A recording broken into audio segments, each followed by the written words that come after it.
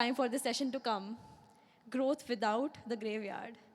Please allow me to welcome Rajangam, Mr. Jayaprakash, with over 23 years of experience in finance and risk management, who has worked closely with entrepreneur-led businesses and global firms to drive sustainable growth. He has acted as virtual CFO for the India operations of MNCs and advised Indian banks on risk and asset liability management. JP has played a key role in cross-border transactions worth more than USD 2.2 billion and has helped startups and global firms alike in design and implementing India-focused business strategies. A seasoned traveler with professional engagements across US, Europe, and Middle East and Asia, he brings a truly global perspective to financial strategy. Please welcome him with a huge round of applause. Thank you so much. Good afternoon. Narcissism is always a good way to feel and start, specifically when it's a last session. And thanks for a bit of narcissism in my life. I'm told by my people around me, and given my look, I would obviously, my age would be obvious to all of you, possibly the oldest amongst all. My kids end up saying, JP, you're too narcissist. And such conversations make me feel good because we are speaking about something quite extreme, growth without graveyard. Today morning, when I just came here from, we have a small farm outside of Mumbai, and me and my wife are walking down. And we observed this lovely piece of creation, an anthill. Okay? It set me thinking. When you look at Anthill as an organization, right, there is the three levels. There is the queen ant, people from the old baby boomer generation, right? So they might remember the movie called Ants. But yeah, this is something which I also like to talk about, the queen bee or the queen ant, who primarily is the mother, who lays eggs, and the anthill is built around her. Then there is the workers, which are largely, again, women, who are sterile, right? Who do different kind of work from collecting food onwards to also cleaning, keeping the anthill safe and secure. And then there are the males who are useless always in all conversations, right? Their only job is obviously procreation, contribute to the procreation, and you're out. So I was observing this, and why also is because there's been continuous a lot of rains this time close to where our farm is. And these anthills are getting destroyed all over again and again in cycles, and they keep coming up again and again and again. It made me think about the central concept here, which is markets and money. If you see markets and money, they're continuously redefining themselves. They're just getting destroyed in cycles. There are these booms, busts, all of this.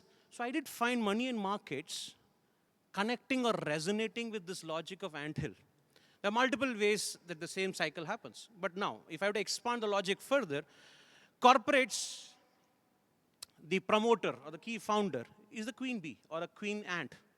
He or she is the one who are visualizing ideas and converting them into businesses and allowing the business to grow.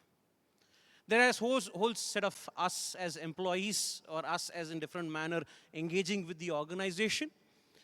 We are doing our jobs, we are doing our bit, and the entity grows over cycles, either to become large entrepreneurs like Reliance Industries, conglomerates, super cycles, or the bus stories too, which are there in all extremes, right? And then there are these so-called male equivalent of ants, who according to you could be, if I have to pose that question. For me, it anecdotally comes as external funders or consultants who come in, do their job and get out. They're irrelevant after that. I've been a consultant for most of my life. But the point that this parallel I'm drawing is because money and markets are going to be cyclical. There are discussions around how you can diversify, so on and so forth, which means all of us are intelligent enough to make it happen for us, one way or other. So what is that I would want to focus on? Because graveyards are a given. Graveyards are a given. Cycles are a given. So what is that we can do to be resilient, which is my learnings that I'm going to bring in. Here, I'll not bring the ant story, but my personal story. So here is someone brought up in suburbia in Mumbai, about 50 kilometers away from here, right?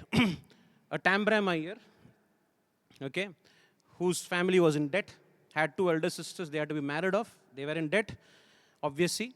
But at the age of 22, 23, I thought I should marry, and I married a Kutchi girl. Yeah? With no family, no capability, nothing. I just married someone at 23, a father at 25. Okay? At 32, 33, I gave up being a partner in one of the largest firm in India, which I didn't mention somewhere here. Right? And at 33, I gave it up, and I'm 45, 46 now. I have a small farm outside of Mumbai. I have a house back in Mumbai here too. And I travel internationally. I love traveling. I would have driven at least about 4 lakh kilometers, if not more, across India and international. Why this story? Markets are the same. Money is the same. This story is about what I believe are two elements which Chintan has very rightly thought about, and that's why I loved the way the concept was. It was about mindset and leadership. Right? If you ask me, the difference is all in the mindset. That's my personal view. If you look at our way of, the Bharatiya way of life, yeah, everything is politically charged today, but this is not about politics, it's about life. And I'm sharing with you snippets of my life. If you look at the concept, Bharatiya tradition in India, there's the meaning of life, which is called Purusha Artha, Purushartha, is Dharma, Artha, Kama, and Moksha.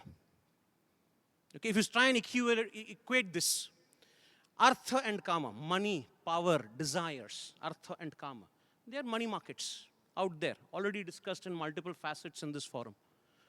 Right? What is Dharma? Dharma is righteous conduct. It's righteous conduct. And that is mindset. And which I believe that if we get it right, if we understand ourselves well, it will help us in this journey of self-discovery. Because whatever we are doing at the end of the day, the wealth that we create are all only a tool to attain what? As per the Bharatiya tradition, it is moksha. But here in this world, moksha is not the right conversation. And I am told there are about 60% of the attendants here who are in their early formative careers. So I don't want to be speaking about moksha, but yes, I should surely say leadership, because leadership is a way to not only find your own achievement orientation, but also to make life meaningful for others around you. So the idea is to focus primarily around this mindset, leading into a leadership conversation for the whatever time is left. The key element here, if I say mindset, which is righteous conduct, it starts from knowing ours. I loved what Vidhi mentioned somewhere else in her conversation. She was alluding to, hey, what should my asset allocation be? She mentioned something, go back and find, where do you panic? Right? And it's a very fair point. And I can tell you very early stage in my life, I was possibly 22, 23 at the time. I was indeed starting up a portfolio management service. We started off that business. We did very well, me and a couple of my partners, we did exceedingly well. We gave huge returns. But when I was doing this, I obviously observed myself. And my mindset was not that of an investor. Right? It doesn't need to work for everyone. So I'm just sharing with you that the whole idea is we learn from our own experience of life, and when others share their experiences, if you're intelligent enough, we learn from their mistakes. So when I was doing all of this, we did exceedingly well. I made a good money, quite good money until 2006. But I didn't find my mindset suiting investment markets. I had to be truthful to myself. I'm a qualified chartered accountant. So what I was finding myself through various iterations good about, or my mindset was good about consulting, which is what my next avatar was, where I became partner at one of the youngest age. Why? Because the moment I made that choice, I joined a reasonably mid to large size firm in India, fairly well known, at the age of 26. And within less than a year, possibly 6, 9 months, I was already a partner, possibly one of the youngest partner in India in that zone. The mindset of knowing yourself and then working in line to make that work for you is what I believe was the primary difference, and it helped me a lot. I worked as a partner, I traveled internationally, I could discover various facets of myself as a consultant. I found that exceedingly good. Then I found the next hitch in me. Right? The next hitch in me was large format organizations was not something I was comfortable with. I was good with people. But an organization comes with pulls and pushes. If I'm a consultant, I need to make money regularly in large format organizations so that my employees are paid, my team is paid, they are taken care, they have their growth aspirations. I found myself not good at billing my client without delivering value. Doesn't work. So when the mindset obviously was not I am not ready to lay off people if my business does bad. I as a partner, obviously, I did it in my firm. I did it twice, but it was not well received with partners because it was showing them in bad light. So I gave up a lot of my own portion of money for my team, but after a couple of iterations, I knew this could not work in large format firms. It will create ripples for the organization. I couldn't dig graveyard for the larger organization. I quit and I became independent. So for the last 13 years, which under the Bharatiya tradition is one lifetime, that's why you'll find most of the Vanavas is 12, 13 years, because one lifetime, you're losing one full lifetime of yours. So for the last 12, 13 years, what I chose is thereby to work with entrepreneurs in individual capacity so that I can only build them when I want to, when I feel I've delivered value. Has this been really something which has made my life better? I can obviously tell you, I gave a snippet of it. I started with a negative balance sheet in 2002 when I got married. To today, I have a debt-free balance sheet with all asset class possibilities that you talk about, just doing this based on what? And unfortunately, Chintan might not like, most of you not like the feedback, I don't have any equities in my portfolio. As in trading, right? I do consult with organizations. I take equity positions in unlisted entities, which then gives me, that's the reason why I do what I do. But the point is, I found myself not happy with the volatility of markets. Again, it's my understanding. I'm not saying equity class is bad. Don't hear me. Investing in stock market is bad. That's not the statement. For all the young impressionable minds here, that's not the argument. The argument here is, if you know for every movement in stock market, your energies are going to go up and down, I might as well divert that energy to make meaningful progress in the space I have capabilities in. So that was the mindset part of it, which I wanted to broadly leave as thought process. Very core, know yourself, spend time knowing yourself. It's not a big deal, it's not complex. And that's the story of Mahabharata, if you ask me. Mahabharata, the story was not about Pandavas and Kauravas, was not about victory over evil. It was victory over self. It's called Jaya. The story doesn't end with the war ending. The story ends when Yudhishthira ascends to heaven after overcoming his problems, his personal biases, knowing himself best. So those who don't know, go and read. It's a nice document. It's a nice itihasas to read.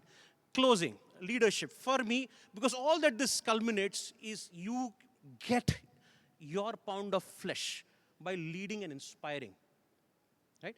It's not that you cannot be the Z, which was there in the Ants movie. You can surely be Z.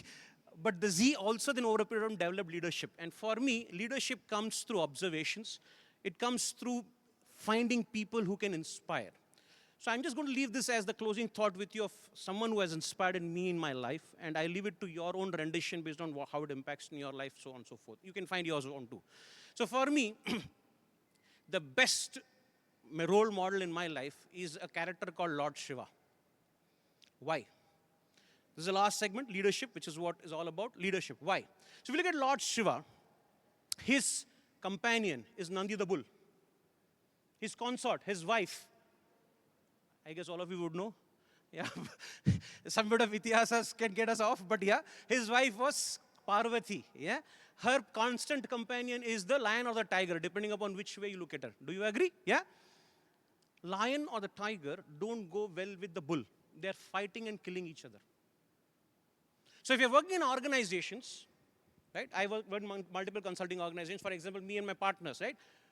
In an organization, there are multiple partners who have their own teams. And each team has its own targets, and thereby they would not share information with the other team because their targets will not be met.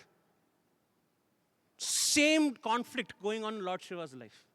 Right? If you look at Lord Shiva's life further, in his neck sits the sarpa, the poisonous snake. Yeah? What the poisonous snake by nature is that it can bite him and he can be killed.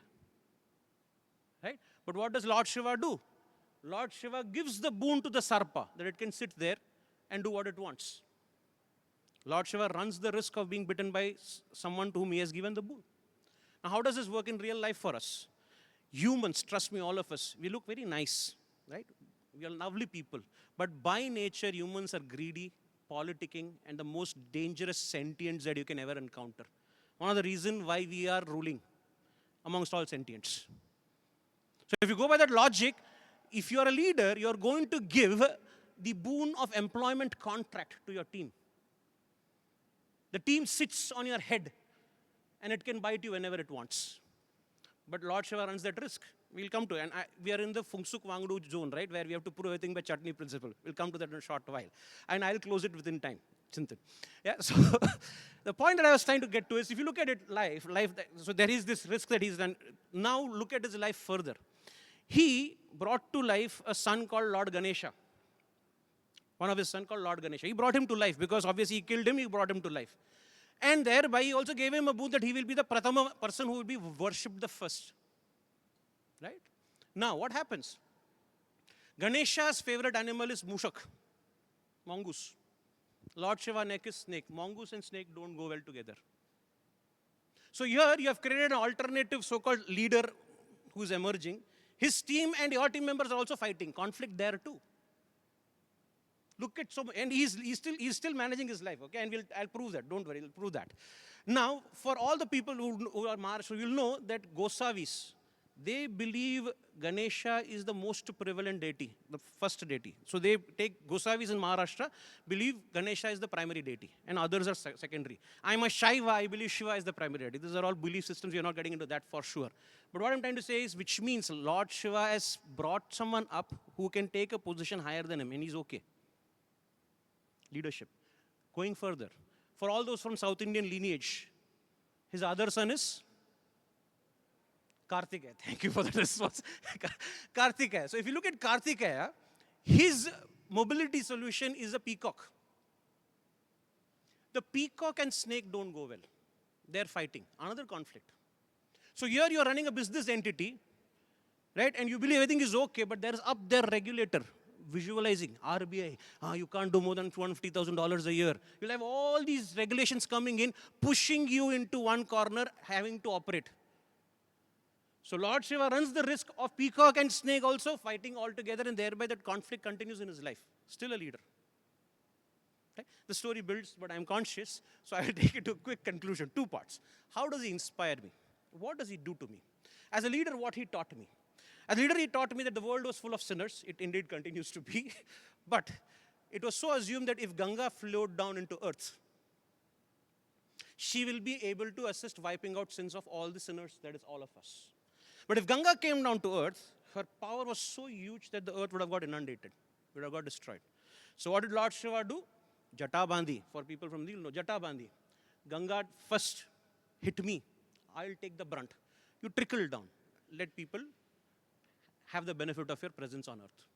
Which means when shit hits the ceiling, when there is a trouble in the organization, Lord Shiva tells me as a leader, as someone who's inspiring me, take the hit first. That's why I resigned from my partnership too, that there was a shit that I was hitting. And I said, that's the whole point. He inspired me. I resigned the day I thought this was not how it is or it should be. I'll take the hit first. I first resigned. And that's what Shiva tells me, take the hit first. Allow it to trickle. Let everyone take the benefit. Now the last leg, to prove he's indeed doing this, and thereby he continues to inspire me. If you look at Lord Shiva's neck, it is Neelakantha. Right? It is so assumed, right, if he loses equanimity, then the poison will flow down his neck and not only kill him, but kill creation.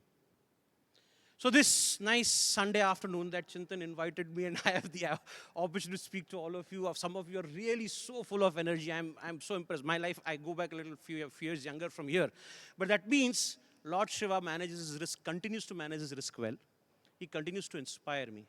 I pray that each one of you first find your own mindsets, your dharma, right? And I pray that you find your own leadership role models based on your rendition of your own self. That's the prayer with which I leave all of you at this point in time. I'm around. I can have conversations once the formal break is done. Thank you so much, Chintan, to be inviting me. And thank you all of you to listen to me with patience. Yeah.